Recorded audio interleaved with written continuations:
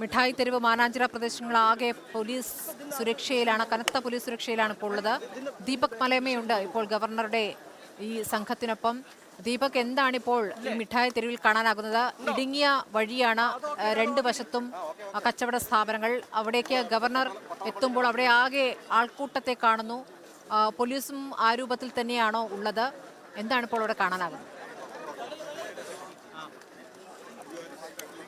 ഈ നിലവിൽ എസ്കേപ്പ് ടെക്കാട് അതിൻ്റെ ശില്പത്തിൻ്റെ അടുത്ത് നിന്ന് ആരംഭിച്ച യാത്ര ഏതാണ്ട് മിഠായി തെരുവിൻ്റെ മധ്യഭാഗത്തേക്ക് എത്തിയിരിക്കുന്നു. ഇവിടെ നിന്നും ഇനി ഗവർണർ മുന്നോട്ട് നീങ്ങുമോ എന്നുള്ളത് തന്നെയാണ് അറിയാനുള്ളത്. എല്ലാ കടകളിലും കയറി ആളുകളെ ആശ്ലേഷിച്ച് അവരോടൊക്കെ സംവദിച്ച ശേഷമാണ് ഗവർണർ മുന്നോട്ട് പോകുന്നത്. നേരത്തെ നമ്മൾ കണ്ടതാണ് കാലിക്കറ്റ് യൂണിവേഴ്സിറ്റിയിൽ ചിദാനന്ദപ്രിയുമായി കൂടിക്കാഴ്ച നടത്തിയതിനു ശേഷം അദ്ദേഹം പുറത്തേക്ക് ഇറങ്ങുന്നത്. ആദ്യഘട്ടത്തിൽ മാധ്യമങ്ങളോട് പ്രതികരിച്ചു. അതിനുശേഷം മാർക്സിസവുമായി ബന്ധപ്പെട്ടുകൊണ്ട് കാലിക്കറ്റ് യൂണിവേഴ്സിറ്റിയിലെ ക്യാമ്പസിലെ കെട്ടിടത്തിനകത്തെത്തുകയും അവിടെ SFIക്കെതിരെ രൂക്ഷമായ വിമർശനം അദ്ദേഹം നടത്തുകയും ചെയ്തു. അതിനുശേഷമാണ് കോഴിക്കോടേക്ക് പുറപ്പെട്ടത്. ആദ്യഘട്ടത്തിൽ തന്നെ മാർക്കറ്റിലേക്ക് പോകുന്നു എന്നുള്ള നിലപാട് അദ്ദേഹം പറഞ്ഞിരുന്നു. പക്ഷേ പോലീസിന് കൃത്യമായി അത്തരം വിവരങ്ങൾ ഉണ്ടായിരുന്നില്ല. ഇന്ന് ഒരു ഔദ്യോഗിക പരിപാടി മാത്രമാണ് നിശ്ചയിച്ചിട്ടുണ്ടായിരുന്നത്. ഇപ്പോൾ ദൃശ്യങ്ങളിൽ കാണാം, ഒരു കുഞ്ഞുകുട്ടിയെ എടുത്ത് അദ്ദേഹം ഫോട്ടോയ്ക്ക് പോസ്റ്റ് ചെയ്യുന്ന അടക്കമുള്ള ദൃശ്യങ്ങൾ നമുക്ക് പ്രേക്ഷകരിലേക്ക് എത്തിക്കാൻ കഴിയും. ഒരു ഘട്ടത്തിൽ മാനാഞ്ചിറയിൽ എത്തിയപ്പോഴാണ് അദ്ദേഹം പിന്നീട് വാഹനത്തിന് പുറത്തേക്ക് ഇറങ്ങുന്നത്. ഇന്ന് പരീക്ഷാ കാലഘട്ടം ആയതുകൊണ്ട് തന്നെ വിദ്യാർത്ഥികളെല്ലാം ഉച്ചയോടുകൂടി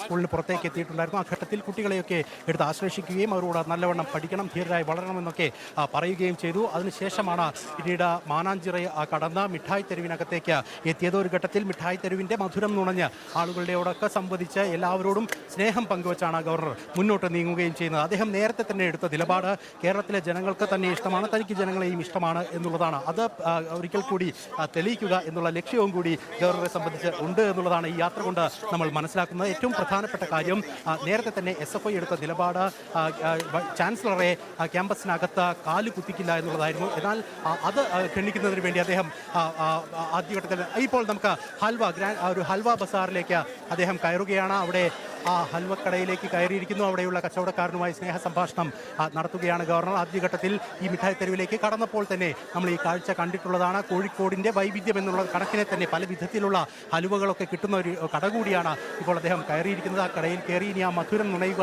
എന്നുള്ളതാണ്. അതോടൊപ്പം തന്നെ തനിക്ക് ഒപ്പമാണ് ജനങ്ങൾ, താൻ ജനങ്ങൾക്കൊപ്പമാണ് എന്നുള്ളത് ഒരിക്കൽ കൂടി ഊട്ടിയുറപ്പിക്കുക എന്നുള്ള ലക്ഷ്യം കൂടി ഗവർണറെ സംബന്ധിച്ച ഈ യാത്രയുമായി ബന്ധപ്പെട്ടുകൊണ്ടുണ്ട് എന്ന് പറയാൻ സാധിക്കും. പ്രത്യേകിച്ച് SFI ഉയർത്തിയ ഒരു വെല്ലുവിളി, ആ വെല്ലുവിളി ഗവർണർ പൂർണ്ണമായും ഏറ്റെടുക്കുന്നു. അതിന്റെ ഭാഗമായി ക്യാമ്പസിനകത്തെ ഗസ്റ്റ് ഹൗസിൽ തന്നെ താമസിക്കാനുള്ള തീരുമാനമെടുക്കുകയും ചെയ്തു. ഒരു ഘട്ടത്തിൽ അദ്ദേഹം എല്ലാ പരിധികളും വിട്ട് ആ ഗസ്റ്റ് ഹൗസിന് പുറത്തേക്ക് ഇറങ്ങി വരികയും പോലീസുകാരോട് അതിരൂക്ഷമായ ഭാഷയിൽ വിമർശനങ്ങൾ ഉന്നയിക്കുകയും അവിടെ കെട്ടിയിട്ടുള്ള പ്ലക്കാർഡുകൾ, ബാനറുകളൊക്കെ നീക്കം ചെയ്യണമെന്നാവശ്യപ്പെടുന്നതൊക്കെ നമ്മൾ കണ്ടു. എന്നാൽ ഇന്ന് പൊതുവെ ഈ വൈകുന്നേരം 3:30-ക്കുള്ള മുൻപ് നിശ്ചയിച്ച പരിപാടിയിൽ മാത്രമായിരിക്കും അദ്ദേഹം പങ്കെടുക്കുക എന്നുള്ളതായിരുന്നു കണക്കുകൂട്ടൽ. ആ കണക്കുകൂട്ടലുകൾ പൂർണ്ണമായും തെറ്റിയിരിക്കുന്നു. മിഠായി തെരുവിലെത്തി ഇപ്പോൾ ആളുകളോട് സംബന്ധിച്ച് അദ്ദേഹം മുന്നോട്ട് പോവുകയാണ് ചെയ്യുന്നത്. രാഷ്ട്രീയമായി തന്നെ ഈ ഒരു വിഷയത്തെ കൈകാര്യം ചെയ്തതിൻ്റെ തിക്തഫലം എന്നുള്ള കണക്കിനാണ് ഗവർണർ ഈ വിഷയത്തെ കാണുന്നത്. അദ്ദേഹം നേരത്തെ തന്നെ പ്രതികരണങ്ങളിലൊക്കെ തന്നെ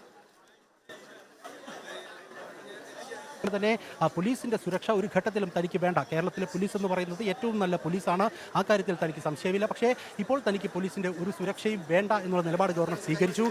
പൊതുവെ കോൺവോയ് എന്നുള്ള നിലയിൽ ഗവർണർ വരുന്ന ഘട്ടത്തിൽ നമ്മൾ കാണുന്നതാണ് അത്തരത്തിൽ കനത്ത സുരക്ഷയുണ്ടാകും.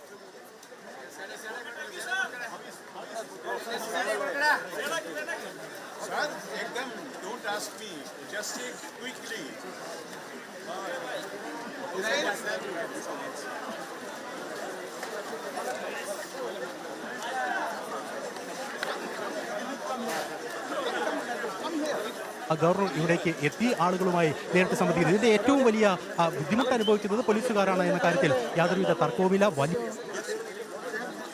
ഭരണഘടനാ പദവിയുള്ള ഒരാളെന്നുള്ള നിലയ്ക്ക് ആ ക്രമീകരണങ്ങളൊന്നും ഒരുക്കുന്നതിന് കൃത്യമായ ഒരു സമയം പോലീസിനെ സംബന്ധിച്ച്